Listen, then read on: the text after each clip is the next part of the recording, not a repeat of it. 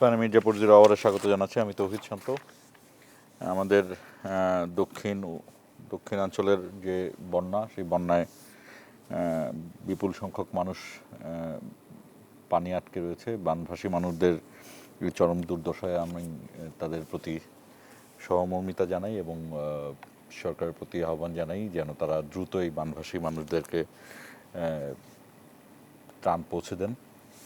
আর বন্যা যেহেতু প্রাকৃতিক দুর্যোগের বিষয়ে আসলে আমাদের কোনো হাত নেই, তারপরও এই জায়গাটি যেন সরকার কোনোভাবেই কোনো ধরনের গাফিলতি না করে সেদিকে দেখার জন্য যারা কর্তৃপক্ষ রয়েছেন তাদের প্রতি আহ্বান জানাই। একই সঙ্গে আহ্বান জানাই এই জুলাইয়ে 2 বছর আগে ঢাকা মেডিকেল কলেজ যে আহতদেরকে যেই সেবা দিয়েছিল তার কথা প্রধানমন্ত্রী যেমন বলেছেন, তেমনি আমাদের দেশের সকল রাজনৈতিক ব্যক্তিরা তারা যেন এই জুলাইকে ব্যবচ্ছেদ না করে জুলাইয়ের পক্ষে কথা বলবেন এবং শুধুমাত্র ক্ষুদ্র রাজনৈতিক যে চাওয়া পাওয়া সেইটাকে সামনে আনার জন্য জুলাই গণ অভ্যুত্থানকে যেন তারা কোনো সুবিধা এবং সুযোগ নেয়ার উপায় না বানান, সেই আহ্বানও জানাই প্রত্যেকটি রাজনীতিবিদদের প্রতি এবং জুলাই শহীদদের প্রতিও শ্রদ্ধা জানিয়ে, জুলাইয়ে যারা আহত হয়েছেন তাদের প্রতি সহমর্মিতা জানিয়ে আজকের অনুষ্ঠানটি শুরু করছি। আমাদের আজকের অনুষ্ঠান জুলাই ও শেখ হাসিনার ফেরা, আজকের যে বিষয়। আমাদের সঙ্গে রয়েছেন ছাত্র দলের কেন্দ্রীয় সহসভাপতি আরিফুল ইসলাম আরিফ, আপনাকে স্বাগত জানাচ্ছি, এবং জাতীয় যুব শক্তির সাংগঠনিক সম্পাদক রিফাত রশিদ, আপনাকে স্বাগত জানাচ্ছি। ধন্যবাদ। দর্শক, আমরা শিরোনাম দেখে আসবো, শিরোনাম দেখে তারপর আলোচনা শুরু করব। উত্তর ও উত্তর পূর্বাঞ্চলে বন্যা পরিস্থিতির অবনতি, আরও ৪৫ গ্রাম প্লাবিত, ক্ষতিগ্রস্ত কৃষকদের সহায়তা দেবে সরকার, জানিয়েছেন কৃষিমন্ত্রী। চট্টগ্রামের ৭.৫ লাখ মানুষ বন্যা কবলিত, বান্দরবানের সাথে সড়ক যোগাযোগ বিচ্ছিন্ন, ১৬ জুলাই পর্যন্ত চট্টগ্রাম বোর্ডের এইচএসসি পরীক্ষা স্থগিত। জেলা উপজেলার হাসপাতালের সক্ষমতা বাড়াতে কাজ করছে সরকার, বললেন প্রধানমন্ত্রী। মানবিক সেবার মাধ্যমে আস্থা অর্জনে চিকিৎসকদের প্রতি আহ্বান। ৫১-৩১ শয্যা করেছিলেন শহীদ রাষ্ট্রপতি জিয়াউর রহমান, বাকি যে ২০ শয্যা সেটা করেছিলেন দেশনেত্রী খালেদা জিয়া। এইবার বিএনপি সরকার এই ৫১ থেকে বাড়িয়ে এটাকে ১০১ বেডে নিয়ে যেতে চাইছি আমরা। মুক্তিযুদ্ধের সঠিক ইতিহাস তুলে ধরেনি আওয়ামী লীগ, মন্তব্য স্পিকারের। তাজউদ্দিন সাহেব আওয়ামী লীগের সাধারণ সম্পাদক, তিনি শেখ মুজিবুর রহমানের কাছে গিয়ে বলেছেন যে পাকিস্তানিরা আক্রমণ করতে যাচ্ছে, দেশের মানুষ স্বাধীনতা চায়, এখনো সময় আছে, আপনি স্বাধীনতা ঘোষণা করুন। শেখ মুজিবুর রহমান সাহেব বললেন যে না, আমি বিচ্ছিন্নতাবাদী হতে পারি না, পাকিস্তান ভাঙাতে আমার কোনো অবদান থাকুক এটি আমি চাই না, সুতরাং স্বাধীনতা ঘোষণা আমি দেব না। স্বাধীনতার পক্ষে বিপক্ষে বিভক্তি আর নয়, জানিয়েছেন মুক্তিযুদ্ধ বিষয়ক মন্ত্রী। এবং গণভোটের রায় বাস্তবায়নে সরকারকে বাধ্য করা হবে, রংপুরে জামায়াতের আমির। তিস্তা মহাপরিকল্পনা বাস্তবায়নে পদক্ষেপ চায় এনসিপি।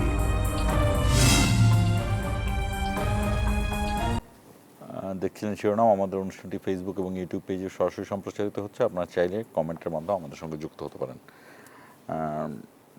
রিফাত রশিদ, আপনি তখন সমন্বয়ক ছিলেন, সমন্বয়ক হিসেবে একটু রিকল করি, আজকের তারিখ হলো, আমরা ১২ তারিখে পড়েছি। আজকে তো নতুন একটি কর্মসূচি ঘোষণা করা হয়েছিল, ১০ তারিখ পর্যন্ত বাংলা ব্লকেটের পরে ১০ তারিখ পর্যন্ত আপনাদের সাধারণ ছিল। আজকে কি কর্মসূচি গ্রহণ করা হয়েছিল?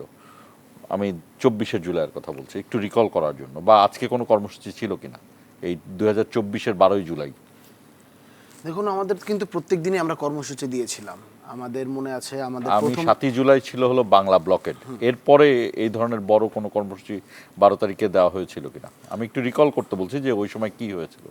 আমি একটু ব্যাকগ্রাউন্ড থেকে টানলে আপনি ভালোভাবে বুঝবেন। আমাদের আন্দোলনটা শুরু হয়েছিল ৫ই জুন, তারপরে আমরা একটা বড় গ্যাপ দিই, তারপরে ১ই জুলাই থেকে আমাদের পরবর্তী কার্যক্রম শুরু হতে থাকে। প্রত্যেকটা দিনে আমাদের কাজ ছিল হলো গিয়ে শাহবাগ ব্লক করা এবং করা। ১ তারিখে আমাদের ৪ দফা দাবি দেওয়া হয়েছিল। ৪ দফা দাবিতে আমরা স্পষ্টভাবে বলেছিলাম যে কোটা বৈষম্য দূর করতে হবে, ১৮ পরিপত্র ফিরে যেতে হবে এবং সেই সময়ের ভিতরে যতদিন না পর্যন্ত এটা স্থায়ী সমাধান না হয়েছে, আমরা কিন্তু 18 পরিপত্র স্থায়ীভাবে চাইনি। আমরা বলেছিলাম যে 18 এই পরিপত্র যেটা থাকবে সেটা এই মুহূর্তে পুনর্বহাল করে একটা স্থায়ী কমিশন গঠন করতে হবে।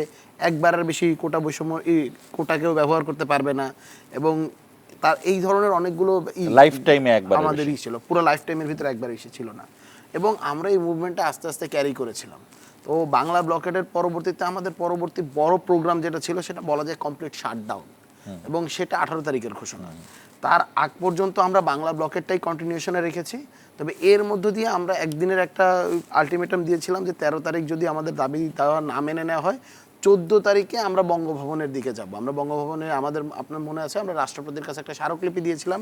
কারণ এই জন্য বলা হয়েছিল যে মানে বিচার বিভাগের কাঁধে বন্দুক রেখে কিন্তু শেখ হাসিনা ওই সময়ের ভিতরে একটা সস্তা ন্যারেটিভের গেম খেলছিল, যেটা আসলে একটা নির্বাহী আদেশের ব্যাপার। শেখ হাসিনা ওটা বিচার বিভাগ বঙ্গভবনের দিকে যেতে গেলে পুলিশ আটকে দিবে, এই কারণে বঙ্গভবনে না, ব্যাপারটা এমন না, স্ট্র্যাটেজিটা এমন না। আমি বলি, আপনি বিচার বিভাগের মানে সর্বোচ্চ কর্তা কি? প্রধান বিচারপতিকে নিয়োগ দেওয়ার ক্ষমতা কার? রাষ্ট্রপতির আছে। তো বিচার বিভাগের যেহেতু প্রধান রাষ্ট্রপতি, তো আমরা সেইখানের ভিতরে গিয়েছিলাম, এবং আমাদেরকে পুলিশ বাধা দেয় না এমন না, আমাদেরকে বারংবার করে পুলিশ বাধা দেওয়া হয়েছে। আমরা বারংবার পুলিশের ব্যারিকেড ভেঙেছি, এবং লাস্ট পর্যায়ের ভিতরে আমাদের 10 জন প্রতিনিধি দেখা করতে পেরেছে, সকলকে দেখা করতে দেওয়া হয়নি, গুলিস্তান 0 পয়েন্টে আটকে দিয়েছে। সেইটা ভিন্ন প্রসঙ্গ আর কি। মানে জুলাই রিকল করা গেলে বাই ডে টু ডে আসলে রিকল করার থেকে আমাদের মনে হয় এটা কালেকটিভলি একটা গল্প আকার রিকল করা হচ্ছে, এবং সেইটা অন্য কোনো শোয়ে বলার মতো ব্যাপার আর কি। মানে জুলাই নিয়ে যখন আমরা কথা বলতে যাই তখন অনেক অনেক অনেক কথা বলতে হয়, তো অল্প কথার মাঝে শেষ করা যায় না। 12 তারিখে আমরা শাহবাগে লম্বা প্রোগ্রাম দিয়েছিলাম, আমাদের মনে আছে বৃষ্টি হচ্ছিল তখন, এবং ওই সময় 12 তারিখের একটা স্পেশালিটি আমি বলতে পারি, ইন্টারমিডিয়েটের স্টুডেন্ট এবং কলেজের স্টুডেন্ট অনেক বেশি মাত্রায় নামে। এটা 12 তারিখের একটা স্পেশালিটি, তো এই কথাটা আমি বলতে পারি। হ্যাঁ আরিফ, আমরা রিফাত রশিদকে এইটুকু সময় একটু বেশি দিলাম, কারণ তারা তখন ঘোষিত সমন্বয়ক, এবং ছাত্রদল তখন ভেতরে ভেতরে তাদের সাথে আগাচ্ছে। কারণ ছাত্রদল যেহেতু একটা রাজনৈতিক শক্তি, তাদের একটা স্ট্র্যাটেজি ছিল যে আমরা প্রথমে প্রকাশ্যে যাব না। আমি যেটা এখন আমি বর্তমানে চলে আসতে চাই, প্রেজেন্ট। আমি শুরুতে যেটা বললাম যে জুলাইকে বিভিন্নজন বিভিন্নভাবে নিচ্ছে। কেউ বলছেন যে তারা জুলাই বিক্রি করছে, কেউ বলছেন যে অন্যরা জুলাই বিক্রি করছে, কেউ বলছেন জুলাইয়ের চেতনা কেউ নিজের করে নিতে চাচ্ছে, কেউ বলছেন যে না, আমরা জুলাই বিক্রি করি না, আমরা ধারণ করি, আমরা পালন করি, আমরা লালন করি, এরকমের বিভিন্ন জনকে পাওয়া যাচ্ছে।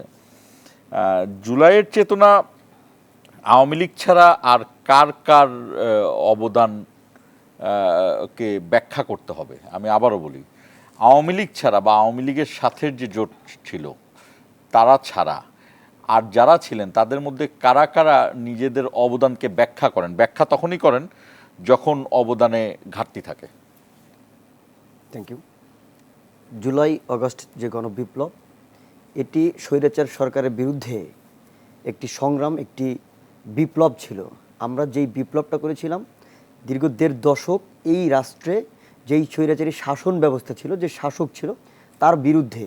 এটি কিন্তু শুধু একটি দল বা একটি গোষ্ঠী না, এটি হয়েছে সামগ্রিকভাবে ওই দল করেন, মানে স্বৈরাচারী সরকারের সাপোর্ট করতেন, কিন্তু মনে মনে সে হাসিনাকে সাপোর্ট করলেও সে পরিবর্তনগুলো চাইতেন, এমন লোককেও কিন্তু আমরা সেই জুলাই বিপ্লবে রাজপথে দেখেছি। অতএব এই জুলাই বিপ্লবটি, যেটি একক কারো ক্রেডিট নেওয়ার সুযোগ নেই কিংবা কুক্ষিগত করে রাখার সুযোগ নেই, এটিকে আমরা শুরু থেকেই, জুলাই বিপ্লবের শুরু থেকেই আমরা ধারাবাহিকভাবে প্রতিদিনই কিন্তু আমরা আমাদের রাজপথে অবস্থানগত ব্যাপারে দেখেছি যে আমাদের সংখ্যা বাড়ছে, স্বৈরাচারের দোসরদের সংখ্যা কমছে।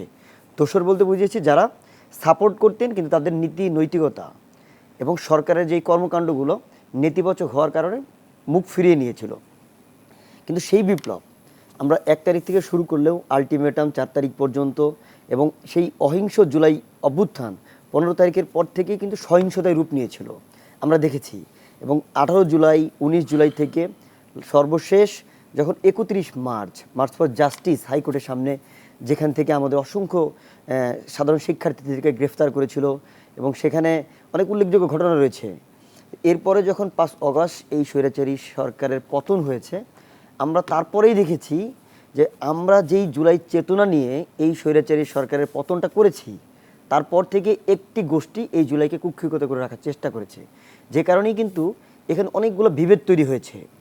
যারা কুক্ষিগত করেছে তৎকালীন সময়ে, তারপর থেকে যারা করতে পারেননি কিন্তু করার মতো কাছাকাছি ছিলেন, তারা তাদের ক্ষমতার একটা জায়গায় আসার জন্যই তারা নিজেদেরকে যৌক্তিকভাবে খণ্ডন করতে চেয়েছেন যে আমরাও কিন্তু জুলাইয়ের একটা স্টেক হোল্ডার।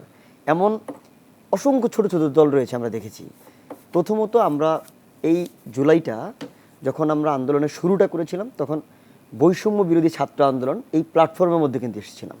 আমি নিজে ছাত্রদল করি, আমরাও যারা ছাত্রদল করেছি আমরা কখনো চাইনি যে ছাত্রদল নিজেদের ছাত্রদলের এই প্ল্যাটফর্ম ব্যবহার করে এই আন্দোলনে সম্পৃক্ত থাকবে, কারণ এটি একটি নিরপেক্ষ প্ল্যাটফর্ম ছিল, বৈষম্য বিরোধী প্ল্যাটফর্ম ছিল।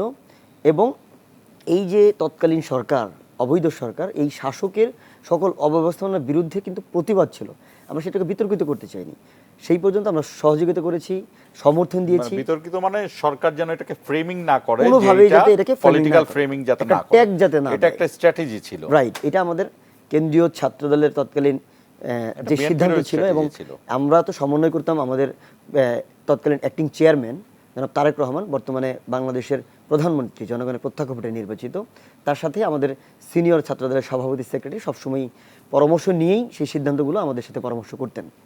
তা আমরা দেখেছিলাম এরপর থেকে যখন এই জুলাই বিপ্লব শেষ হলো, রাষ্ট্রের যেই বৈপ্লবিক পরিবর্তনটা ছিল, রেভলিউশনারি চেঞ্জ যেটা আমরা চেয়েছিলাম, হঠাৎ করে একটি গোষ্ঠী সেটিকে বিতর্কিত করার মতো কিছু কর্মকাণ্ড হাতে নিয়েছিল।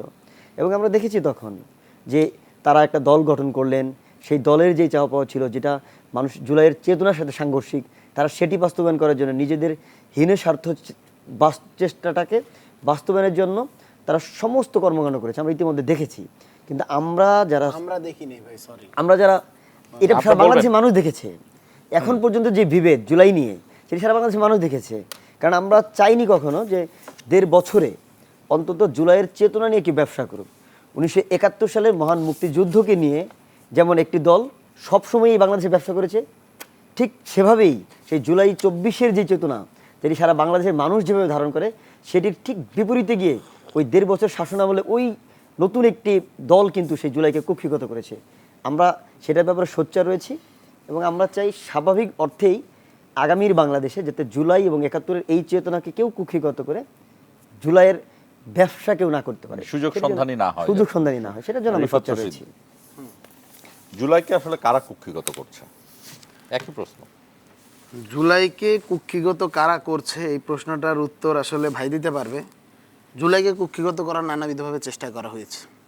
এখন জুলাইকে কুক্ষিগত করার চেষ্টা তখনই হয়েছে যখন জুলাইকে আসলে ভ্যানিশ করে ফেলার চেষ্টা করা হয়েছে। এখন কিছু লোক তখনই জুলাইকে কুক্ষিগত করার চেষ্টা করেছে বা সুযোগ পেয়েছে যখন দেখতে পেয়েছে যে জুলাইয়ের মধ্য দিয়ে বিভেদ তৈরি করা যায় এবং স্বৈরাচারী শেখ হাসিনার যে বয়ান, সেই বয়ানটা রিভিল করা যায়। আমি আপনাকে একটা ছোট্ট উদাহরণ দিই। এখন দেশে বন্যা চলতেছে, 24-ও একই সময় বন্যা চলছে, ঠিক তার পরবর্তী সময়ের ভিতরে 24 গণ-অভ্যুত্থান পরবর্তী সময়ের ভিতরে কিন্তু আপনারা দেখতে পেয়েছি বন্যা চলেছিল। সারা বাংলাদেশের লোকজন এই ত্রাণ সামগ্রী বিতরণ করছিল। টিএসসিতে আমরা একটা বড় ত্রাণ কার্যক্রম হাতে নিয়েছিলাম। এখানে প্রত্যেকটা টাকার হিসাব কিন্তু প্রেস কনফারেন্স করে দেওয়া হয়ে হিসাব দেওয়া হয়েছে। Chartered account list, enlisted chartered অ্যাকাউন্টদের যেই হিসাবটা সেটা দেওয়া হয়েছে। যেই টাকা বাকি বেঁচেছিল সেটা বাংলাদেশ গভর্নমেন্টের যে ত্রাণ যে তার যে ত্রাণ কল্যাণ আছে ফান্ডটা আছে সেইখানের ভিতরে দেওয়া হয়েছে।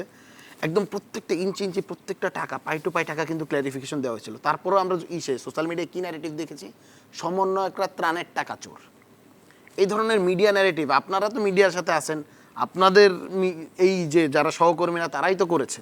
এবং এই বয়ানগুলো কারা দিয়েছে? এই বয়ানগুলো ছাত্রদলের পক্ষ থেকেও গিয়েছে, এই বয়ানগুলো শিবিরের পক্ষ থেকেও গিয়েছে। আজকের দিনে এসে আপনি দেখবেন সেই যে ত্রাণ কার্যক্রম, সেইখানের যে স্বতঃস্ফূর্ততা, আপনি কি আজকে সেটা দেখতে পাচ্ছেন না। এর কারণ যারা এই ধরনের মানবিক কাজ করতে যায়, যারা একটা ভালো কাজ করতে যায়, তাদেরকে ট্যাগিং করা হচ্ছে। আমরা বলছি কি জুলাইয়ের আগে ছাত্রলীগ শিবির ট্যাগ দিত, ছাত্রদল ট্যাগ দিত, এই ট্যাগ দিয়ে মারতো। এর পরবর্তী সময় সমন্বয়করা চাঁদাবাজ, এই ধরনের ট্যাগ দিয়ে জুলাইকে আসলে কলুষিত করার একটা অপচেষ্টা করা হয়েছে। এবং এই অপচেষ্টার মধ্য দিয়ে পলিটিক্যালি বেনিফিটেড হয়েছে কিছু মানুষজন। তারা কেউ হয়তো বা ক্ষমতায় গিয়েছে, কেউ হয়তো বা অন্যান্য কিছুতে আসন জিতেছে, কেউ হয়তো বা ন্যারেটিভ দাঁড় করাছে, কেউ হয়তো বা ছাত্র সংসদে পাশ করেছে। বিভিন্নভাবে অনেকে অনেকগুলো লাভ অর্জন করেছে, কিন্তু সামগ্রিকভাবে ক্ষতিগ্রস্ত হয়েছে জুলাই।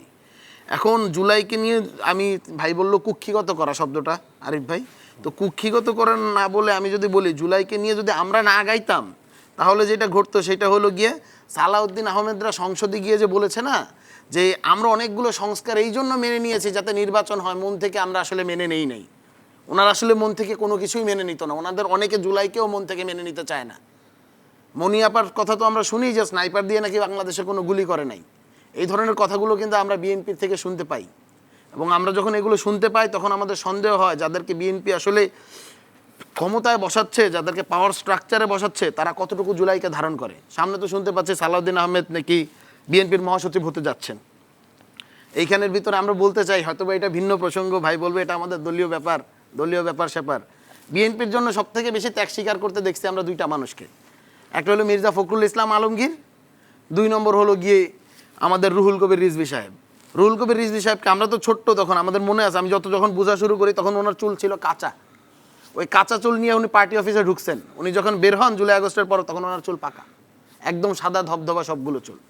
এখন আমরা শুনতে পাই তিনি হলো গিয়ে মানে পার্টির কোনো বড় পোস্টে আসতে পারবেন না, কোনো গুরুত্বপূর্ণ পোস্টে করতে দিবেন প্রধানমন্ত্রীর না, উপদেষ্টা, প্রধানমন্ত্রীর রাজনৈতিক উপদেষ্টা, এইরকম। তো এগুলো আসলে মূলা ঝোলানো পদ। আমরা কি শুনতে পাই, মির্জা ফখরুল ইসলাম আলমগীর সাহেব, আচ্ছা, তাকে দেওয়া হয়েছে এলজিইডি মন্ত্রণালয়। আমি একটু বলতে দিন, আমাকে একটু বলতে দিন। আগেরটার একটা জানি, এই যে মূলা ঝুলানো পদ জিনিসটা কি, এটা আরেকটু ব্যাখ্যা চাই। কিছু মূলা ঝুলানো পদ থাকবে, তাদের আসলে কোনো ক্ষমতা নেই। যে কেন ক্ষমতা নেই আমি তারপর কোয়েশ্চেনের ভিতরে আপনি আমাকে বলতে দিলে আপনি এটাই করতে পারেন। জুলাই বিপ্লবে তো মির্জা আব্বাসেরও অনেক অবদান ছিল। আপনি আমাকে বলতে দেন, আমি আপনাকে বলতে দিচ্ছি। আর আমি সবগুলো কোয়েশ্চেনের অ্যান্সার দেবো, সমস্যা নেই। মির্জা ফখরুল ইসলাম আলমগীর, যে মানুষটাকে আমরা আসলে আইডলের মতোই দেখি, এখনো দেখি আর কি। আমরা তাকেই কি দেওয়া হয়েছে, বাংলাদেশের অন্যতম বড় মন্ত্রণালয় স্থানীয় সরকার পল্লী উন্নয়ন সমবায়। কিন্তু আমরা কি শুনতে পাই, এই মন্ত্রণালয়ে তার কোনো স্টেক নাই, তার ফাইল ঘুরায় দেওয়া হয়। কে ঘুরায় দেয়? তার প্রতিমন্ত্রী মীর শাহ আলম। মীর শাহ আলমকে আমরা জীবনে কোথাও দেখিনি। আমি নিজে বিএনপির অসংখ্য মিটিং মিছিলে গিয়েছি, পল্টনে অসংখ্য প্রোগ্রাম করেছি, আমি ওইখানের ভিতরে ককটেল খেয়েছি, আমি ওখানে টিয়ার শেল খেয়েছি এই বিএনপির প্রোগ্রামে গিয়ে। আমরা তো বিএনপি করতাম না, আমরা তো ছাত্রদল করতাম না, গিয়েছি দেশের জন্য, শেখ হাসিনার পতনের জন্য। কিন্তু ওইখানে তো কোনোদিন মীর শাহ আলমকে দেখি না। সেই মীর শাহ আলম আজকে হলো গিয়ে মির্জা ফখরুল ইসলাম আলমগীরের উপরকে ওভারটার্ন করে, এবং যেই সালাউদ্দিন আহমেদকে অনেকে ডিফ্যাক্টো প্রধানমন্ত্রী বলে, কোট আন কোট আমি করে বলতেছি, সেই সালাউদ্দিন আহমেদকে আমরা দেখতে পাই মীর শাহ আলমকে তেল দেন। প্রধানমন্ত্রী কখনো ডিফেক্টো হয়? আমি এটাই বললাম যে কোট আন কোট করেই বললাম আর কি, এটা জনগণের মাঝে হলো কখনো ডিফেক্টো হয় না। আমি কোট আন কোট করে বলছি যে এইটা জনগণের মাঝে কি আছে, এই ধরনের কথাবার্তার প্রচলন আছে আর কি। তো এই জন্যই আমি কথাগুলো বললাম। ভাই আরও একটা কথা বলেছে যে দীর্ঘ 1.5 দশক ধরে বাংলাদেশের দীর্ঘ 1.5 দশক ধরে নাকি এই ফ্যাসিবাদ চলেছে। বাংলাদেশের ফ্যাসিবাদী কাঠামো 1.5 দশক ধরে না, বাংলাদেশের জন্মলগ্ন থেকে বাংলাদেশ একটা ফ্যাসিস্ট কাঠামোতে বসবাস করেছে। এর কারণটা আমি ব্যাখ্যা করি। আমরা কি বলেছিলাম, আমাদের যেই স্বাধীনতার ঘোষণাপত্রে সেইখানে ছিল সাম্য, সামাজিক মর্যাদা, মানবিক মর্যাদা, সামাজিক ন্যায় বিচার। এর মধ্য দিয়ে আমরা কি করব, আমরা নতুন একটা বাংলাদেশ বিনির্মাণ করব। শেখ মুজিব আসলেন, আমাদের কিন্তু স্পিকার সাহেব স্পষ্টভাবে বললেন যে শেখ মুজিব আসলে পাকিস্তান ভাঙার পক্ষেই ছিলেন না, তিনি প্রো পাকিস্তানি ছিলেন। বাংলাদেশের স্বাধীনতার ঘোষণা তিনি এই জন্য দেন নাই। শেখ মুজিবকে নিয়ে আসলে শেখ মুজিব এই দেশের ভিতরে আইনা স্বাধীনতার ঘোষণাপত্রকে ছিঁড়ে ফেললেন। তিনি আনলেন কি, মুজিববাদ। সেই মুজিববাদে কি বলা হলো, গণতন্ত্র, সমাজতন্ত্র, জাতীয়তাবাদ, ধর্মনিরপেক্ষতা। এর মধ্য দিয়ে এই যে স্বাধীনতার ঘোষণাপত্রের মধ্যে দিয়ে যেই আকাঙ্ক্ষার ভিত্তিতে বাংলাদেশ রচিত হলো, সেই বাংলাদেশকে উনি ডিনাই করলেন। এইভাবে আসলে সত্যিকার অর্থে, এবং এইটাকে কেউ চেঞ্জ করতে চায় নাই, চেঞ্জ করার কখন সুযোগ এসেছে, এই 50 বছর পরে জুলাই অভ্যুত্থানের ভিত্তিতে আমরা যে সংস্কারের কথা বলেছিলাম, এই সংস্কারের ভিত্তিতে কিন্তু সুযোগ এসেছিল। বিএনপি গলা চেপে এই সংস্কারকে হত্যা করেছে। আচ্ছা আরিফ, আমরা ফিরে আপনাকে ফ্লোর দিব। ফ্লোর দেওয়ার আগে আমি বলি, আপনি যে যুক্তি খণ্ডনগুলো করতে চান সেটাও করবেন। এবং আমার প্রশ্ন থাকবে যে আমরা ফেরার পরে, মানে বিরতি থেকে ফেরার পরে আমরা শেখ হাসিনার ফেরার সম্পর্কে জানতে চাইব আপনাদের কাছে, যে শেখ হাসিনার ফেরা নিয়ে আপনারা কতটা আশাবাদী, মানে আসলে উনি ফিরবেন কিনা, বা ফেরা উচিত কিনা, বা ফিরলে কি হবে, আমরা সেই অপেক্ষার কথাগুলো জানবো। দর্শক আমাদের সঙ্গেই থাকুন, 1 মিনিট পরে ফিরছি।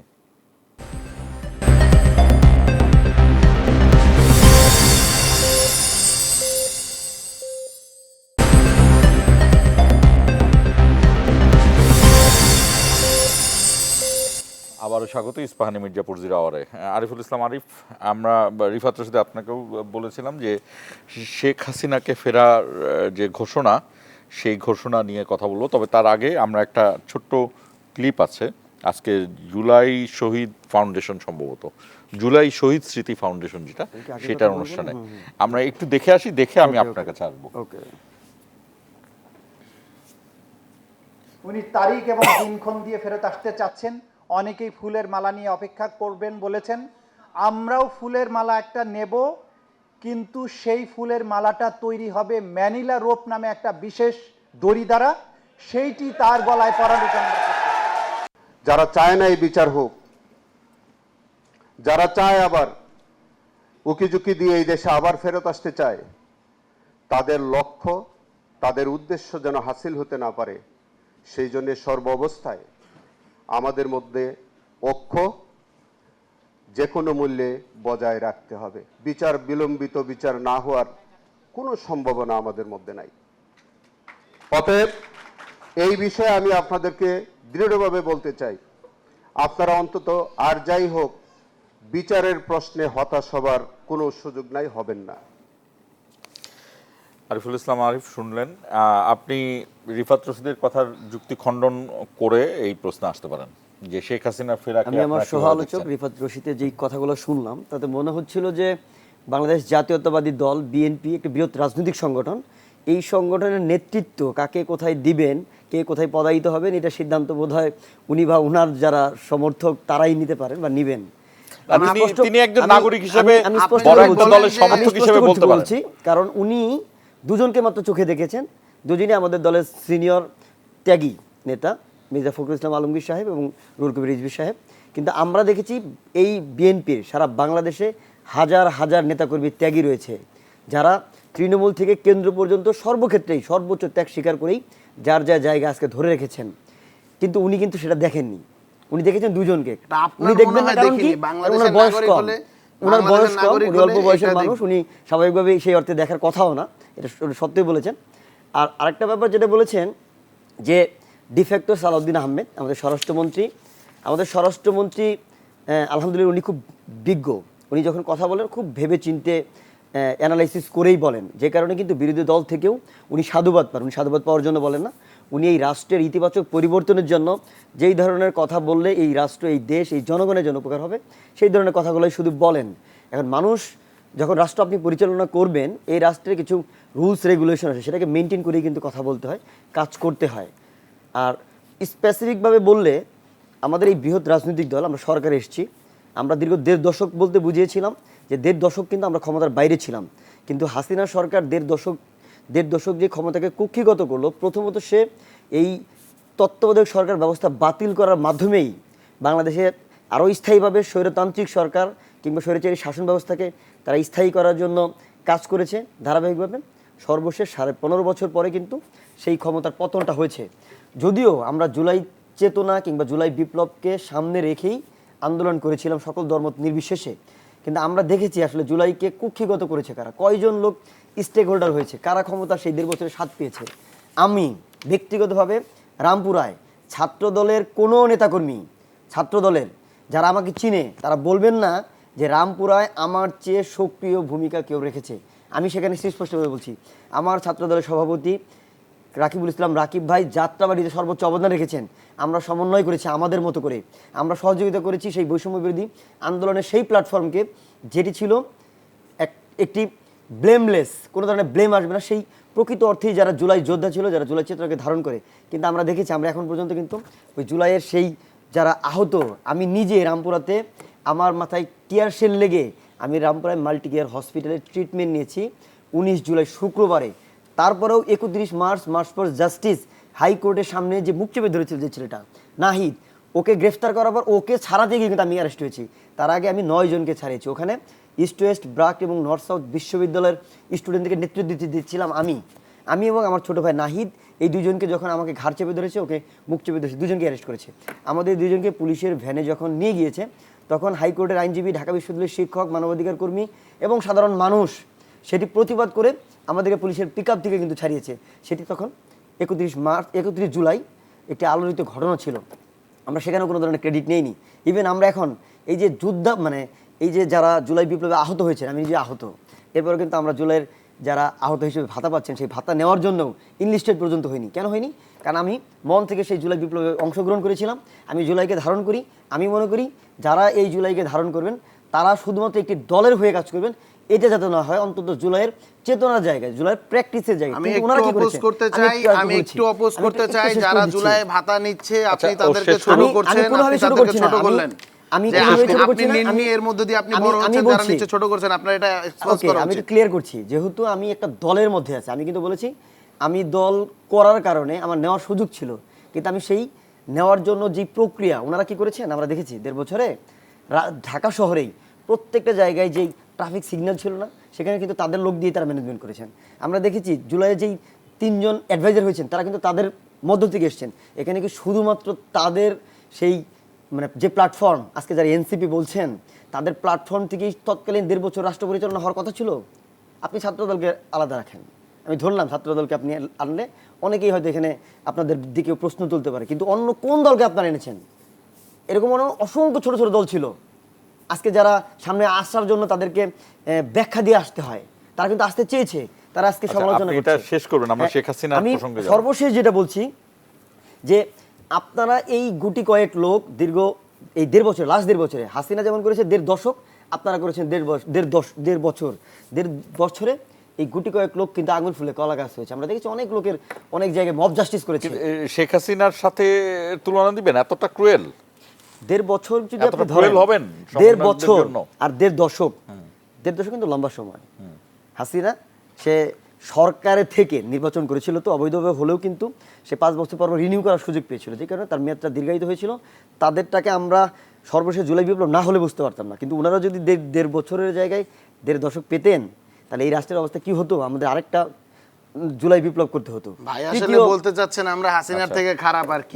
আমরা এটা বুঝলাম আর কি। অলরেডি বাংলাদেশের মানুষের কাছে আপনি আজকে জাস্ট সোশ্যাল মিডিয়াতে দেখেন তাদের অবস্থানটা কোন জায়গায় গিয়ে দাঁড়িয়েছে। মব জাস্টিস সারা বাংলাদেশে এটা উৎপত্তি করেছেন ওনারা, উৎপত্তি করেছেন ওনারা।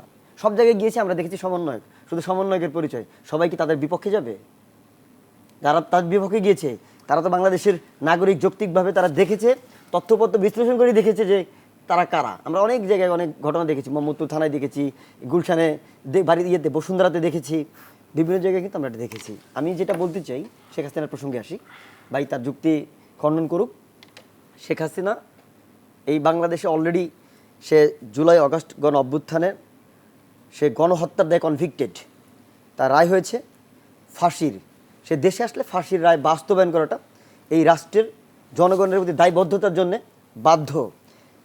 বাংলাদেশ গণপ্রজাতন্ত্রী বাংলাদেশ সরকার, এই সরকারের প্রধানমন্ত্রী উনি বলেছেন জুলাই সনদ এর প্রতিটি ধারা, যেটি বিএনপি নোট অফ ডিসেন্ট দিয়ে স্বীকার করেছেন, তার প্রতিটি ধারা বাস্তবায়িত হবে। গতকালকেও আমাদের মাননীয় মৎস্য ও প্রাণী সম্পদ প্রতিমন্ত্রী সুলতান সালাউদ্দিন টুকু ভাই কালকেও টাঙ্গাইলে গিয়ে বলেছেন যে জুলাই সনদের প্রতিটি ধারাই বাস্তবায়িত হবে, এটি নিয়ে ন্যূনতম বিভ্রান্ত হওয়ার সুযোগ নেই। কিন্তু আমরা দেখেছি যে এই সরকার গঠন হওয়ার পরেই আমাদের যারা প্রতিপক্ষ রয়েছেন, আমরা চাই তারা যৌক্তিকভাবে সমালোচনা করুক, কিন্তু তারা শুধু সমালোচনা করার জন্য কিংবা শুধুমাত্র সোশ্যাল মিডিয়াতে একটা ভাইব তৈরি করার জন্য, মানে তর্ক করার জন্য, বিরোধী দলে তো তর্ক করতে হবে কিন্তু যৌক্তিকভাবে করতে হবে, তো তর্ক করার জন্য সেই ইস্যুটাকে আবার এনেছেন যে বিএনপি জুলাই সনদ বাস্তবায়ন চায় না। কিন্তু আমরা স্পষ্টভাবে আমাদের প্রধানমন্ত্রী বলেছেন যে জুলাই সনদ আমাদের নোট অফ ডিসেন্ট অনুযায়ী বাস্তবায়ন করবো।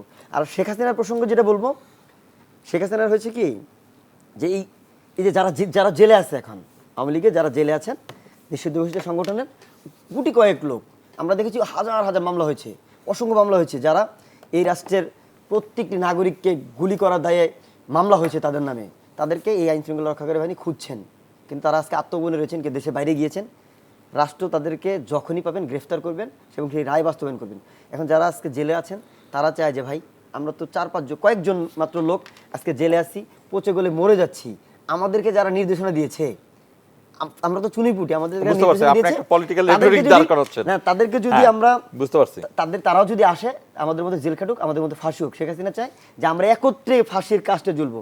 আমরা বিএনপি তাদেরকে ফাঁসির কাস্টে ঝুলানো পর্যন্তই তাদের জন্য অপেক্ষা রয়েছি। আজকে হলে আজকেই তাকে দেশে আনা আমি রিফাত রশিদ আপনার কাছে আসবো। আপনি তার বক্তব্যে খণ্ডন করবেন কিনা, খণ্ডন করলে একটু দ্রুত করবেন, কারণ শেখ হাসিনার প্রসঙ্গে আমি বিশেষ করে আপনাদের কাছে জানতে চাই যে ওই সমন্বয়কের অবস্থান থেকে, নট যুব শক্তির সাংগঠনিক সম্পাদক। আচ্ছা, আরিফ ভাইকে প্রথমে আমি একটু ধন্যবাদ দিতে চাই। তিনি বললেন যে ঢাকা সহ সারা বাংলাদেশে যে ট্রাফিক কন্ট্রোলে যারা ছিল আমাদের লোকজন দিয়ে করাইছি। তো এইটা শুনে আসলে ভালোই লাগলো যে সারা বাংলাদেশে ট্রাফিক কন্ট্রোল করার প্রত্যেকটা মোড়ে 10 জন 15 জন এই লোকজনগুলো আমাদের যে আছে, আমাদের যে এত নেতাকর্মী আছে, আমরা যে এতগুলো নেতাকর্মী আমাদের আছে, এটা স্বীকার করার জন্য আপনাকে ধন্যবাদ জানাই। 2 নম্বর বললেন যে ইন্টারিম গভর্নমেন্টের আমরা কাউকে স্পেস দিই না। এখন ইন্টারিম গভর্নমেন্টে যারা যারা দায়িত্বে ছিলেন ওইখানের ভিতর থেকে যারা আসছে পদত্যাগ করে ছাত্র উপদেষ্টাদের মধ্যে থেকে তারা এসে এনসিপিতে যোগ দিয়েছেন। মাহফুজ আলম এনসিপিতে যোগ দেননি, এটা যার যার রাজনৈতিক সিদ্ধান্ত। কিন্তু ইন্টারিম গভর্নমেন্টের লাস্ট পর্যন্ত যারা যারা টিকে ছিলেন তাদের আমি 2 জনের নাম বলি। ধরেন আপনি ওই সময়কার মানে খলিল ভাইয়ের কথা আমরা বলতে পারি, খলিলুর রহমানের কথা বলতে পারি, ইনি এখন পররাষ্ট্রমন্ত্রী। আমরা বিডার প্রেসিডেন্টের কথা বলতে পারি, আশিক, তিনি এখনো এরকম আছেন। এরকম অসংখ্য নাম খুঁজে পাওয়া যাবে। আপনি বললেন তাড়াতাড়ি করতে, আমি এটা বলবো না। বিএনপি মানে ইন্টারিম গভর্নমেন্টের যারা ডিরেক্ট পোস্টেড ছিল তারা বিএনপি গভর্নমেন্টে, ইন্টারিম গভর্নমেন্টে যারা এরকম ডিরেক্ট পোস্টেড ছিল, যারা একদম সরকারের লাস্ট পর্যন্ত ছিল, তাদের কাউকে আপনি সম্ভবত যোগ্য, এই কারণেই মনে হয় কন্টিনিউ করতেছে না।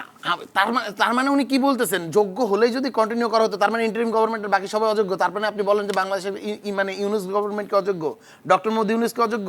মানে আমি এটা বলতে চাচ্ছি না, আমি এদের দুইজনের কথা বলছি। এইটা বলে আসলে হাস্যকর কিছু যুক্তি দাঁড় করানো হচ্ছে। ইন্টারিম গভর্নমেন্ট যেই গভর্নমেন্টের ভিতরে মানে রাষ্ট্রপতি চেঞ্জ করা যায় না, জাস্ট বিএনপি চায় নাই। জুলাই সংস্কার কি হবে না বিএনপি চায় না, তাই করা হয় না। সেইটা নাকি হলো গিয়ে বিএনপি তো গভর্নমেন্টে ছিল না। সেইটাই বলতেছি, গভর্নমেন্টে না থেকেও গভর্নমেন্টের অনেক কিছু কন্ট্রোল করা যায়। এই যে প্রত্যেকটা পলিটিক্যাল পজিশনের ভিতরে বিভিন্ন ধরনের এই যে সচিবালয়ের পোস্টিং, এগুলোকে বিএনপি রেকমেন্ডেশন ছিল কি ছিল না, সেগুলোর ভিতরে আপনার করে আসতেছি। এখন আমি বলি, আজকের যে আমরা একটা ক্লিপস দেখলাম আর কি জুলাই স্মৃতি ফাউন্ডেশনের প্রোগ্রামে, সেই প্রোগ্রামে আমিও একজন অতিথি ছিলাম। এখানের ভিতরে চিফ প্রসিকিউটর, প্রাক্তন চিফ প্রসিকিউটর তাজুল ভাই বক্তব্য দিয়েছেন, বর্তমান চিফ প্রসিকিউটর আমিনুল ভাই বক্তব্য দিয়েছেন, তারপরের বক্তব্যটাই আমার ছিল। তো আমরা ওইখানের ভিতর পুরো প্রোগ্রামটা আমি দেখেছি, শুনেছি, করেছি। তো ওইখানে একটা জিনিস স্পষ্ট ছিল, এখন তো শেখ হাসিনার কথাটা শুধুমাত্র এইটুকু উঠে আসছে। তো শহীদ পরিবার এবং আহতদের কথা যদি ভাই বলতেন, আমার মনে হয় ভাই তাদের কাছে আসলে যান না। সামনে কমিটি তো হয়তো বা ভাই একটু দৌড়াদৌড়ির ভিতরে ব্যস্ত, তো শহীদ আহত পরিবারের কাছে তার যাওয়ার আসলে সময় হয় না। গেলে তিনি বুঝতেন বিএনপি গভর্নমেন্টের প্রতি তারা কতটা ক্ষুব্ধ। তাদের একটাই কথা যে আমি আমার অঙ্গ হারাইছি, আমার দুঃখ নাই। আপনি রেকর্ডেড আছে, আপনি চেক করে আসেন। আজকের এই বক্তব্য এখানে আপনাদের কাছে রেকর্ডেড আছে, আপনারা সংবাদকর্মী বারংবার করে বলছে একটা ছেলের 2 চোখ অন্ধ, গুলিটা এখনো ভিতরে রয়েছে, সেই ছেলে বলছে যে আমি 2 চোখ ধরে দেখি না, আমার দুঃখ নাই, কিন্তু আমি কানে শুনতে পাই। এইটুকু আমি শুনতে চাই যে আমার বাংলাদেশটা সুন্দরভাবে ঘটছে, আমার বাংলাদেশে পরিপূর্ণ সংস্কার হয়েছে, আমার বাংলাদেশের ভিতরে এখনো যখন আমরা শুনতে পাই আবারও ফ্যাসিবাদের পদধ্বনি রচিত হয়, আমার বাংলাদেশ এখনো আমরা যখন শুনতে পাই যে জুলাইয়ের যে সংস্কার, সেই সংস্কার জাস্ট ইলেকশনের জন্য তারা মেনে নিয়েছেন, মন থেকে তারা মেনে নেয়নি। জুলাইয়ের যে সংস্কার সেটা আসলে লোক দেখানো ছিল, নোট অফ ডিসেন্টের নাম করে জুলাইয়ের সকল সংস্কারকে তারা হলো গিয়ে ডিনাই করে দিচ্ছে, তখন তাদের কষ্ট লাগে। ভাই আসলে মনে হয় তাদের কাছে যান না। কমিটি নিয়ে দৌড়াদৌড়ি না করে আমি বলবো জনগণের কাছে যান, আপনি জনগণের পালসটা দেখেন। এই জনগণের পালসগুলো যদি দেখেন, শহীদ আহতরা আসলে বাংলাদেশের এই মুহূর্তে সবথেকে বড় স্টেক হোল্ডার। তারা জানে, শহীদ পরিবাররা জানে এবং আহতরা জানে, যারা অঙ্গ হারিয়েছে, যারা সন্তান হারিয়েছে, তারা জানে যে আসলে অ্যাকচুয়াল বাংলাদেশটা কোন দিকে তাদের সন্তানের দেখতে চেয়েছিল। শহীদদের থেকে তো আমাদের বাংলাদেশের চেতনাটা নাই। আপনারা যারা আহত, আজকে যারা কাতরাচ্ছেন, এই 4 মাসে তাদের চোখ ফুটলো, তারা আজকে কেন শুনছে? 1.5 বছরে তারা কি ধরনের সেবা পেয়েছে? 1.5 বছর আপনাদের বিপক্ষে কথা বলেনি? 1.5 বছরে আমাদের বিপক্ষে আমি শুনিনি, 1.5 বছরে আপনাদের বিপক্ষে 4 মাসে শুনেছেন। কারণ বিএনপি গভর্নমেন্ট ফর্ম করেছে, বিএনপির বিপক্ষে বলতে হবে। তারা তাদেরকে আপনি খুবই সিলেক্টিভ কথাবার্তা শোনেন। আমি তো এই জন্য বললাম, আজকে তো ওইখানের ভিতরে 200, 300, 400, 500 জন শহীদ পরিবার এবং আহত লোকজন ছিল, প্রত্যেকের বক্তব্য আপনি শুনে আসেন। আমি বলবো যে আপনি এটা শোনেন না, আপনি বায়োবিও কথা বললে তো ভাই লাভ নাই, আপনি অ্যাকচুয়ালি শুনেন। আমার কাছে ডকুমেন্টেশন আছে, এই টিভির ডকুমেন্টেশন আছে, আপনি এটা শোনেন। আমি সেকেন্ডারি বলি, এই আরেকটা কথা বলি, আমি হোস্টকে বলবো এইখানের ভিতরে একটা কথা এইখানের ভিতরে অবশ্যই এক্সপান্স করতে হবে। বাংলাদেশের একজন অ্যাডাল্ট নাগরিকের মতামতকে উনি বয়স কম বলে সেইটা আসলে দেখে নাই বলে এড়ায় গেছেন। একজন অ্যাডাল্ট নাগরিক হিসেবে আমি মতামত দিয়েছি, বাংলাদেশের গভর্নমেন্টে এই মুহূর্তে যারা সরকার রয়েছে, সেই সরকার দলের কোন কোন পোস্ট পদবিতে কে বসবে না বসবে তার উপর বাংলাদেশের ভাগ্য নির্ধারণ করছে। সেই সম্পর্কে মতামত দিয়েছে উনি বয়স কম বলে। এই জিনিসটাকে, এই যে একজন অ্যাডাল্ট নাগরিকের মতামতকে ইনি হেয় করলেন, এই জিনিসটা এক্সপান্স করার জন্য আমি আপনার কাছে এই আবেদন করব। আর একটা ছোট্ট প্রশ্ন উনি আমাকে করে যেতে চাই, উনি বললেন যে আমরা নাকি মব জাস্টিসের হলো গিয়ে সূচনা করেছি। মবের সংজ্ঞাটা কি? এই জিনিসটা উনি আমাদের কাছে স্পষ্ট করবেন, তারপরে আমার এটা নিয়ে তার সাথে কথা হবে। উনি মবের যে একাডেমিক সংজ্ঞাটা, এই একাডেমিক সংজ্ঞা বলবেন এবং একাডেমিক সংজ্ঞার আন্ডারে কোনটা আছে। মব এবং কোনটা আমরা মব না তাহলে- এটা বলবেন। এবং এখন আমি শেখ হাসিনার জায়গায় চলে যাই। হ্যাঁ, এটা শেষ করলে আমরা আরিফের আমরা কাছে এখন যাবো। একটু শেখ হাসিনার জায়গায় চলে যাই। শেখ হাসিনা বলল যে উনি আসতে চায়, ডিসেম্বরে নেতাকর্মীদের নিয়ে আসবে। এখানে 3টা কারণ হইতে পারে শেখ হাসিনার আসার, মানে শেখ হাসিনা আসতে ইসে। প্রথমত শেখ হাসিনা একটা ব্লাফ দিছে, যে দেখলো যে মাঠের ভিতর পালসটা চেক করা, যে কি নেতাকর্মীদের উজ্জীবিত করা, আসলে সে আসবে না। এইটা হওয়ার সম্ভাবনা আসলে 99.99%। 2 নম্বর একটা জিনিস হতে পারে যে শেখ হাসিনাকে ভারত আর রাখতে চাচ্ছে না, ভারত তাকে বের করে দিতে যাচ্ছে। ভারত তাকে একটা বার্ডেন মনে করছে। ভারতের মানে সে তো গভর্নমেন্টের নাই, সে তো কোথাও নাই। ভারত তো এতদিন যেটা হয়েছে যে ভারতের সেবাদাসী হিসেবে এই যে কিছুদিন শেখ হাসিনাকে তারা রাখছে, এটা হলো গিয়ে এক ধরনের দায় মেটানোর জায়গা থেকে। এই ভারত আর এই দায়টা মেটাইতে চায় না, যথেষ্ট দিয়ে দেওয়া হয়েছে, এখন ভারত পাঠায় দিতে চায়। এইটা হলো 3 নম্বর হইতে পারে বাংলাদেশের গভর্নমেন্ট শেখ হাসিনার ফাঁসিটা নিশ্চিত করতে চায়, তাই তারা ইন্ডিয়াকে এমন কিছু অফার করছে যেটা শেখ হাসিনা তাকে প্রোভাইড করতে পারবে না, বাংলাদেশ তাকে প্রোভাইড করতে পারে। সেটা হলো গিয়া ভারত বাংলাদেশের মাঝে একটা রিলেশনশিপ। এই 3টা কারণ হতে পারে। আমি বলতে চাই যেটা হওয়ার সম্ভাবনা, প্রথম 2টা হওয়ার মধ্যেই হওয়ার সম্ভাবনা বেশি। শেখ হাসিনার আসার সম্ভাবনা 0.001%। সেইটাও যদি হয়, সেইটা হলো গিয়ে ভারত আর তাকে রাখতে চায় না, ভারত তাকে বার্ডেন। অতীতে আমরা দেখতে পেয়েছি দালাই লামাকে আশ্রয় দিয়ে চীনের সাথে ভারতের এই যে বর্ডার কনফ্লিক্ট থেকে শুরু করে এত যে সমস্যা, সবগুলো কিন্তু একই জায়গা থেকে হয়েছিল। বাংলাদেশের সাথে আবার শেখ হাসিনাকে আশ্রয় দিয়ে, দালাই লামা একজন তুলনামূলক শেখ হাসিনার থেকে 1000 গুণ ভালো মানুষ ছিল, তাকে আশ্রয় দিয়ে এই অবস্থা হয়েছে। শেখ হাসিনার মতো দালাই লামা তো ফ্যাসিস্ট হিসাবে পালায় আসে না। আমি সেইটাই বলতেছি, দালাই লামা পলিটিক্যাল অ্যাসাইলামে ছিল। আমি সেটাই বলতেছি আর কি, যে হাজার গুণ মানে অনেক ভালো মানুষ ছিল, সেটা নিয়ে কোনো সন্দেহ নাই। তার জন্যই চীনের সাথে এই পরিমাণ সাফার করা হচ্ছে। বাংলাদেশে গণহত্যার অভিযোগে অভিযুক্ত ফাঁসির আসামি শেখ হাসিনাকে শেল্টার দিয়ে বাংলাদেশের মানুষের সাথে এবং জনগণের সাথে ভারতের যে জনগণের যে গণবিচ্ছিন্নতা, সেই বিচ্ছিন্নতাকে আর ভারত ক্যারি করতে চায় না। আমার মনে হয় শেষ করলে হ্যাঁ, আমার মনে হয় আরিফ, আমি আমার যেটা রিফাত রশিদ বললো, আমাদের এটা তো আর সংসদ অধিবেশন না, সংসদ অধিবেশনে এক্সপাঞ্জের একটা সংজ্ঞা আছে। তবে এটা ঠিক যে আপনি বয়স্ক এই শব্দটা আসলে নিয়ে নিতে পারেন, কারণ হলো যে আপনারা 2জন বা আমরা 3জনই সমকক্ষ হিসেবেই কথা বলছি। জি, কোনোভাবে নেওয়ার সুযোগ নেই। এটা আমি যদি ভুল করি, আমি আমার তথ্যভিত্তিক তথ্যপত্র না, নিয়েই ভুল করতে পারি। আমি অন্য সবকিছু আপনি বলেন, ওনাকে বলেছি ওই বয়স্ক মানে বিশেষণটা আপনি সরাই দিতে পারেন। বিএনপি একটি বৃহৎ রাজনৈতিক দল, এই দলের কারা নেতৃত্বে থাকবেন, কার যোগ্যতাকে কিভাবে মূল্যায়ন করা হবে, এটা দলের একান্ত। আর একটু যোগ করে বয়স কমের জায়গায় আপনি অভিজ্ঞতা কম বলতে পারেন, কিন্তু বয়স কম বলা যাবে না। না, এটা এই অর্থে বলা হয়েছে, বাংলাদেশের মানুষ যেটি আমাদের কাছ থেকে প্রত্যাশা করে, আমরা আসলে আলোচনা করতে গিয়ে, সমালোচনা করতে গিয়ে সেই জায়গায় বেসিক জায়গা থেকে দূরে সরে যাই। উনি অ্যাকচুয়ালি 2জনকে হাইলাইট করতে গিয়ে, আমাদের দলের 2জন সিনিয়র নেতাকে হাইলাইট করতে গিয়ে অসংখ্য ত্যাগী নেতা, আমি 2জন মানুষের উদাহরণ দিয়েছি। এখন আপনি তো জানেন না, এইজন্যই বলেছি। কিন্তু বয়স কম বলতে এটা অর্থে বুঝিয়েছি যে যেই বয়সে মানুষের জানার সুযোগ কম থাকে, এখন আপনি যে অভিজ্ঞতার জায়গাটা কম থাকে, ওলিয়া লেভেলে চলে গেছেন, মানুষের মনের কথা জানেন, এটা তো আর আমি জানতাম না। এটা আমি যেটা জানি, আমি ভুল হইছে, আমি ক্ষমা চাইছি। আপনি মানুষের মনের কথা জানেন, আমি বুঝতে পারছি। আপনি রিজভী আহমেদকে দেখেছেন পার্টি অফিস থেকে বের হওয়ার সময় তার কালো চুল সাদা হয়ে গিয়েছে, আপনি তার সম্পর্কে এইটুকু জানেন। আপনি শুধুমাত্র রুহুল কবির রিজভী বাংলাদেশের 2জন ব্যক্তি না, আমাদের দলে এরকম অসংখ্য নেতাকর্মী রয়েছে ত্যাগী, যাদের মূল্যায়নটা দল করবেন, কিন্তু আমরা তাদের সাথে রাজনীতি করার কারণে আমরা তাদের সম্পর্কে জানি। আপনি কথা বলার সময় অন্তত সিনিয়র নেতৃবৃন্দ সম্পর্কে, অন্য দলের কথা বলার সম্পর্কে, যারা গণতান্ত্রিক রাজনীতির জন্য রাজপথে রয়েছে, তাদের ব্যাপারে একটু সচেতন হয়ে কথা বলবেন, এটি ভাই হিসেবে আমার অনুরোধ রইল। আরেকটি বিষয় হলো, মব জাস্টিসের কথা বলেছেন। মব জাস্টিস হলো বিক্ষুব্ধ জনতার দ্বারা তাৎক্ষণিক বিচার, যেই প্রক্রিয়াটা আমরা 1.5 বছরে অসংখ্য দেখেছি, এবং দেখেছি শুধু এই ধরনের মব হলেই সেখানে সমন্বয়ক, আমরা অসংখ্য উদাহরণ এরকম দেখেছি। কিন্তু সমন্বয়ক বিশ্ববিদ্যালয়ের শিক্ষক থেকে শুরু করে থানাতে কিংবা কারো বাসায় গিয়ে মব জাস্টিস করা হয়েছে, যেখানে পরবর্তীতে এই টার্ম শেষ করবেন, আমরা পরের বার আবার সাধারণ মানুষ পরবর্তীতে দেখেছে নিরীহ মানুষের সেটার শিকার হয়েছে। আমরা এমন একটি বিচার ব্যবস্থা চেয়েছি, এমন একটি রাষ্ট্র চেয়েছি যেটি জনগণের প্রত্যক্ষ ভোটে নির্বাচিত সরকার দ্বারা হবে, যেখানে আমরা বারবার ভোটের কথা বলেছি এবং আমরা মত প্রকাশের স্বাধীনতার কথা বলেছি। আমরা দীর্ঘ 1.5 দশক যেই সংগ্রামটা করেছি, সেই সংগ্রামটা কিন্তু কথা বলার স্বাধীনতা, ভোটাধিকারের স্বাধীনতা, গণতন্ত্রের স্বাধীনতা, সংবাদপত্রের স্বাধীনতা, এই ধরনের স্বাধীনতার কথা বলেছি। সর্বশেষ আমরা সেই জায়গায় আসার পরেও আমরা দেখেছি শুধুমাত্র ভোট না হওয়ার কারণে ওনারা 1.5 বছর নিয়েছেন, অনেক পক্ষে বিপক্ষে মতামত এসেছেন। সর্বশেষ নির্বাচন 1.5 বছর তো তারা ছিলেন না গভর্নমেন্টে, গভর্নমেন্ট 1.5 বছর ইন্টারিম তারা গভর্নমেন্ট। ভাই ছিলেন না। আসলে যেটা আমি বলতে যেটা বলছি চাচ্ছেন যে আর কি, যে 1.5 বছর ধরে দেড় হলো কি বছর ওনারা অপেক্ষা করতে হয়েছে শুনেন, 1.5 অনেকগুলো বছর সিন্ডিকেট আমরা তো বলছি, দখলের জন্য, সেটা ওনারা- হয়তো উনি নিতে পারে নাই। ওনারা যেহেতু না, আপনি- ফ্রন্টলাইনার হিসেবে বাইরে কথা বলছেন। না হলে উনি ভাই, 1.5 বছর আমরা ক্ষমতায় আমরা ছিলাম একটু বারবার আরিফের করে কথা বলে শুনি। উনি কিন্তু ওনারা আমাদেরকে যখন- এও আমি করছেন। ওনাদেরকে এই অর্থে বলছি, কারণ আমরা যারা আন্দোলনের সংগ্রামে নেতৃত্ব দিয়েছি এই প্ল্যাটফর্ম থেকে, বৈষম্য বিরোধী ছাত্র আন্দোলন, এই প্ল্যাটফর্ম থেকে যারা এসছিলেন তাদেরকে সেখানে খুব প্রায়োরিটি দেওয়া হয়েছে। বাকি যারা এক্সপার্ট ছিলেন তারা এসছিলেন।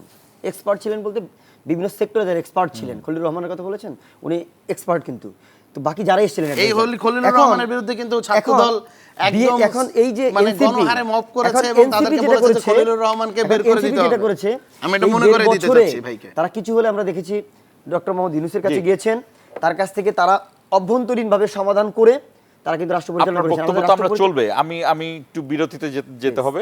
বিরতিতে যাবার আগে আমি আমাদের শেষ যে প্রসঙ্গটি সেটি বলে যাই। সেটি হলো যে আমাদের সীমান্তে পুশিন চলছে, মানে আমি জামাত আমিনের মানে বিরোধী দলীয় নেতার বক্তব্যটি বলছি। সীমান্তে সুরসুরি দিচ্ছে ভারত, মুখে কুলুপ এঁটে বসে আছে সরকার। এই বিষয়টি আমরা থাকবে আর এই চলমান বিষয় নিয়ে শেষ করবেন। দর্শক আমাদের সঙ্গেই থাকুন, অল্প কিছুক্ষণের মধ্যেই আবার ফিরছি।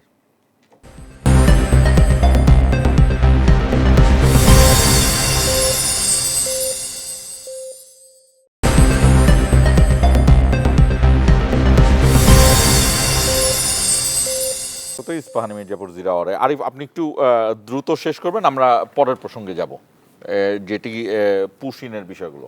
জি, আপনি যে বক্তব্য বলছিলেন। জামায়াতের আমির যেটি বলেছেন যে সীমান্ত দিয়ে সীমান্তে সুরসুরি দিচ্ছে ভারত, মুখে কুলু পেটে বসে আছে সরকার। এখানে সীমান্তের যে পুশিনের ঘটনা, এটা ফ্যাক্ট, এটা সবাই দেখছে, কিন্তু সরকার মুখে কুলু পেটে বসে আছে। এই যে অভিযোগটি বিরোধী দলীয় নেতার, এটা আপনি বলতে পারেন বা রিফাত রশিদ আগে বললে আপনি পরে বলতে পারেন, যেটা খুশি। এই বাংলাদেশ সরকার, আপনারা কি এই অভিযোগটাকে নেন কিনা? না, আমরা এই অভিযোগটা নেওয়ার সুযোগই নেই, কারণ বাংলাদেশ সরকার তার জায়গায় দেশের জন্যে, দেশকে সামনের দিকে নিয়ে কিন্তু আমাদের একটা মোটো আছে যে ফার্স্ট বাংলাদেশ, সবার আগে বাংলাদেশ, সবার আগে বাংলাদেশ, আমরা আমাদের এই ডিপ্লোম্যাসি সবার যেটা। আগে বাংলাদেশ, ঠিক এই মুহূর্তে সরকারের ডিপ্লোম্যাসি যেটা, এই ডিপ্লোমেসিকে ধারণ করেই আগামীর বাংলাদেশ বিনির্মাণের জন্য মাননীয় প্রধানমন্ত্রী দৃঢ় প্রতিজ্ঞ, এবং আমরা যারা নেতাকর্মী রয়েছে এবং সরকারে যারা রয়েছেন আমাদের প্রত্যেকেই এটিকে আমরা মনে মনে ধারণ করি। আজকেও আপনি দেখেছেন যে সীমান্তে নারী শিশুসহ 13 জনকে বিজিবি পুশিনের চেষ্টা করেছে, বিজিবির বাধায় কিন্তু সেই চেষ্টা ব্যর্থ হয়েছে। এই যে বিজিবি যেই দেশপ্রেমিকের ভূমিকায় অবতীর্ণ হয়েছে, এটা কিন্তু শুধুমাত্র মানে তারা কি আগে তাহলে দেশপ্রেমিক ছিলেন, আগেও তারা দেশপ্রেমিক ছিলেন, কিন্তু রাষ্ট্র যখন কমান্ড দিচ্ছেন তখন কিন্তু সেই কমান্ডটা তাদের মানতে বাধ্য হচ্ছেন।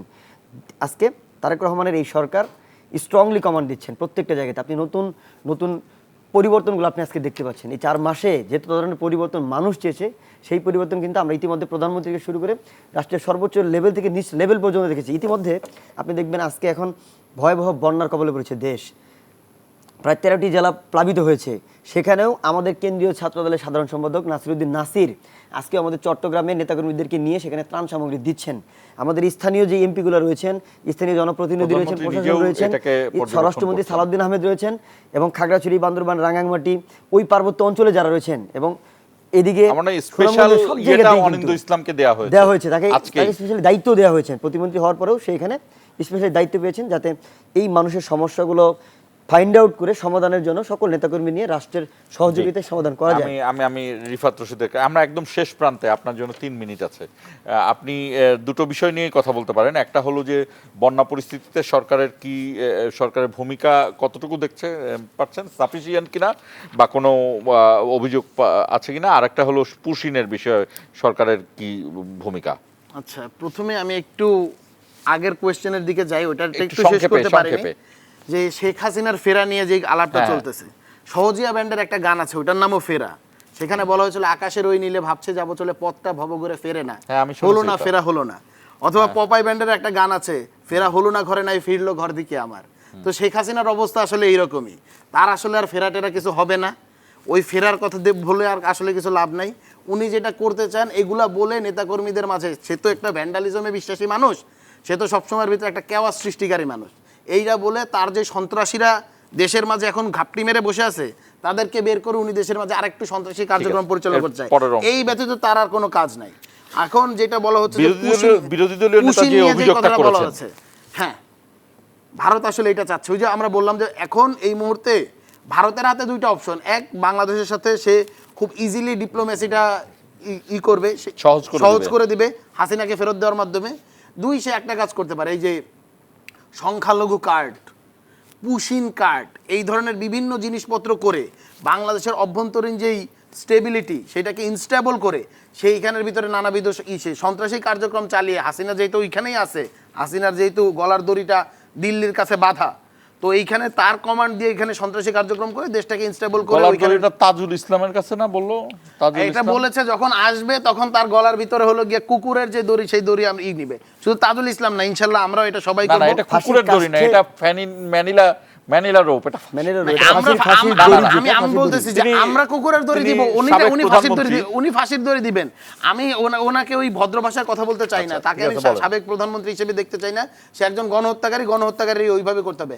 ম্যানিলা রোপের কথা ওনার কাজ, উনি ছিল চিফ প্রসিকিউটর ছিল, ওনার কাজ ফাঁসি দেয়। আমরা যেটা করবো সেটা হলো কুকুরের দড়ি ওনার গলায় দেবো। হাসিনা এইটাই ডিজার্ভ করে এবং এইটা তাকে ফেরত দিতে হবে। এবং পুশিন সহ নানাবিধ যে ঘটনাগুলো ঘটছে, মানুষের সবচেয়ে বড় ফ্রেন্ড হলো কুকুর, সেই কুকুরকে ওনার সাথে তুলনা করলেন, কুকুরের অপমান হবে। এই জন্যই বললাম যে কুকুরকে মুক্ত করে দেওয়া উচিত, তাকে বাইধে রাখা উচিত। মানুষ কুকুরের গলায় দড়ি দেয় কেন? কুকুরকে বেঁধে রাখার জন্য, কন্ট্রোল রাখার জন্য। আসলে কন্ট্রোল রাখা উচিত শেখ হাসিনাকে। সে ভয়ঙ্কর, তাকে নিয়ন্ত্রণে রাখতে হবে। কুকুরকে আসলে আমার মনে হয় না কুকুর অত ভয়ঙ্কর। স্ত্রীতে একটা কুকুর আছে অভ্র, আমার কোলে সবসময়ের ভিতরে এসে থাকে, সে কোনোদিন ক্ষতি করে না। বিরোধী দলের নেতার কথায় আমি যদি আসতে চাই তাহলে আমি বলবো যে পুশিনের যে ঘটনা ঘটছে এবং ঘটানো হচ্ছে এটা তো সত্য, এর আসলে কোনো দরকার নাই। এই মুহূর্তে পশ্চিমবঙ্গের নির্বাচন গিয়েছে, আমরা দেখতে পেয়েছি সেখানে বিজেপি ক্ষমতায় আসছে, সেখানে শুভেন্দু অধিকারী মুখ্যমন্ত্রী হয়েছেন। প্রত্যেক দিনই বাংলাদেশকে নিয়ে তিনি নানাবিধ উস্কানিমূলক কথাবার্তা বলেন, মুসলমান কমিউনিটি নিয়ে মানে উল্টাপাল্টা কথাবার্তা বলেন। এর মধ্য দিয়ে তারা বাংলাদেশ আসলে একটা ইনস্টেবিলিটি দেখতে চায়। যখন দেখা যায় এটা বাংলাদেশে কোনো রিয়াকশন নাই, তখন সে পুশিংটা করতে চায়। এই ঘটনাগুলো এই কারণেই ঘটতেছে যে সে ইন্ডিয়া তার যে আধিপত্যবাদী চিন্তা, আমরা যেটাকে নেহরু ডক্ট্রিন বলি, যে তার আশেপাশে যারা আছে সবাইকে তার কন্ট্রোল করতে হবে। তার নিয়ন্ত্রণের বাইরে শ্রীলঙ্কা চলে গেছে, তার নিয়ন্ত্রণের বাইরে মালদ্বীপ চলে গেছে, নেপাল, ভুটান, বাংলাদেশও যখন চলে গেল, কেউই যখন তার কাছে কেউ নাই, তার হাজিরা দিতে হচ্ছে তখন এই আফগান তালেবান তাদের কাছে আমরা দেখতে পাচ্ছি। সুতরাং এইটা স্পষ্ট যে ভারত আমাদের সাথে যাই করুক না কেন, তার যদি ওই যে আধিপত্যবাদী মনোভাব থাকে, তাহলে ভারতের সাথে আমাদের আসলে সুসম্পর্ক থাকবে না। আমরা একটা সমতার ভিত্তিতে একটা স্টেবল রাষ্ট্র চাই এবং স্টেবল পররাষ্ট্রনীতি চাই। ধন্যবাদ। আমরা চাই ভারতের সাথে আমাদের সম্পর্ক সুসম্পর্কে যাক। সুসম্পর্ক মিন্স আমরা বাংলাদেশ, তোমরা ভারত, এইভাবেই বলতে চাই। এখানে বাংলাদেশ যেহেতু আমার, এখানে আমি হোস্ট হিসেবে নিরপেক্ষতার কোনো ধরনের জায়গায় যাব না। বাংলাদেশ আমার, আমি বলতে চাই যে বাংলাদেশ আমার বাংলাদেশের যে নীতি থাকবে সেই নীতিতে আমরা এগোবো। আমাদের যা আছে তোমাদেরকে দিব, কিন্তু সেটা বন্ধুত্বের পরিচয় দিব। কিন্তু এর মানে এই না যে ফ্রেন্ডস নট স্লেভ, এই জিনিসটা মাথায় রাখতে হবে। আমরা সুনির্দিষ্টভাবে সার্বভৌম দেশ এবং ভারতও নিশ্চয়ই সেটা বোঝে। ভারত বোঝে দেখেই সম্ভবত আমাদের সাথে তারা একটি ভালো কাজ করেছে, যে ভিসাটাকে তারা সহজ করেছে, কিন্তু আবার সেই সঙ্গে আরেকটি কাজ করেছে, নেপাল আর ভুটান থেকে আমাদের যে বিদ্যুৎ আনার চুক্তি, সেই চুক্তিতে তারা আটকে দিয়েছে। আমার মনে হয় ভারতের ডিপ্লোমেসি আরও উন্নত হবে, বাংলাদেশের চেয়েও উন্নত হবে। আমরা আশা করি ভারত বড় দেশ। শেষ করছি আজকের ইস্পাহানি মির্জাপুর 0 আওয়ার।